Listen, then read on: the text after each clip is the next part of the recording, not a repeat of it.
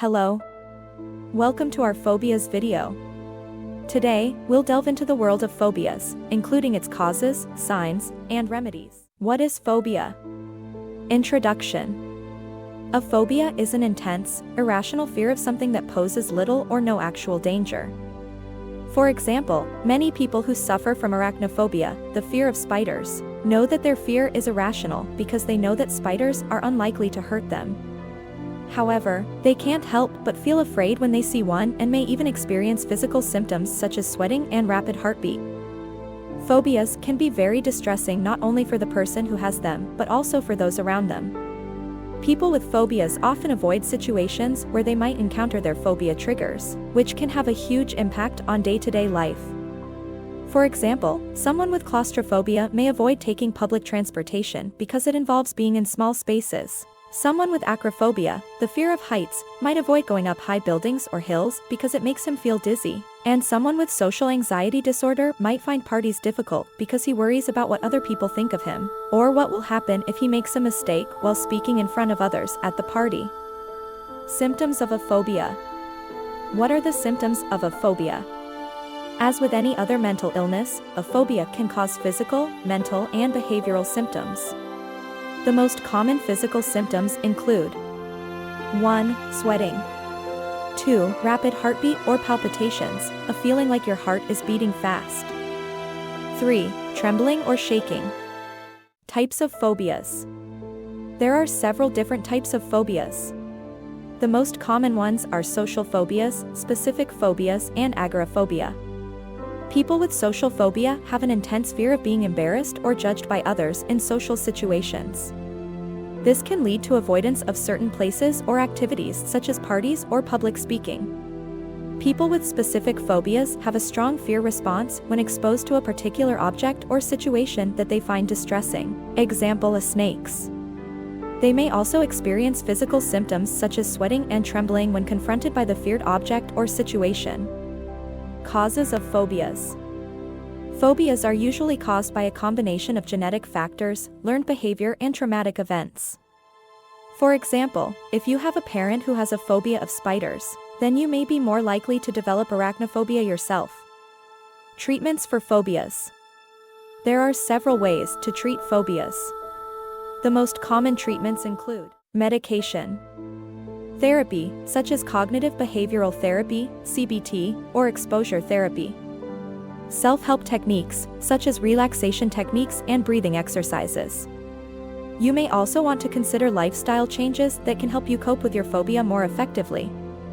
For example, if you're afraid of heights, try avoiding tall buildings or bridges whenever possible and avoid situations that might trigger your fear response, like standing on an edge of a cliff or bridge railing. Cognitive behavioral therapy, CBT. Cognitive behavioral therapy, CBT, is a type of psychotherapy that helps people understand the thoughts, feelings, and behaviors that influence their moods and actions. It's been shown to be effective for many conditions, including phobias. CBT can help you challenge your fears by changing how you think about them. You'll learn to recognize when anxiety-provoking thoughts are happening in your mind, which will give you more control over them so they don't get out of hand. This can help reduce anxiety over time as well as make it easier for people with phobias to face their fears head-on rather than avoid them completely. Exposure therapy. Exposure therapy is a treatment that helps you confront your fears. It's a type of cognitive behavioral therapy, CBT, which means it focuses on changing how you think and behave. During exposure therapy, you'll work with your therapist to gradually face the things that scare you, like heights or spiders, in order to learn how to manage them better. You may start by imagining these situations in your head and then move on to actually experiencing them in real life, so they don't seem as scary anymore. Exposure therapy can also help people who have PTSD because they've experienced something traumatic. It helps them feel safe again by teaching them what triggers their fear responses so they can avoid those triggers or cope with them better if they do come across them again later down the road. Medications for phobias. There are several types of medications that can be used to treat phobias. Some of these include antidepressants, which help reduce anxiety and depression; benzodiazepines, benzos, which calm the nervous system and ease muscle tension; Beta blockers, which slow down heart rate and breathing rate.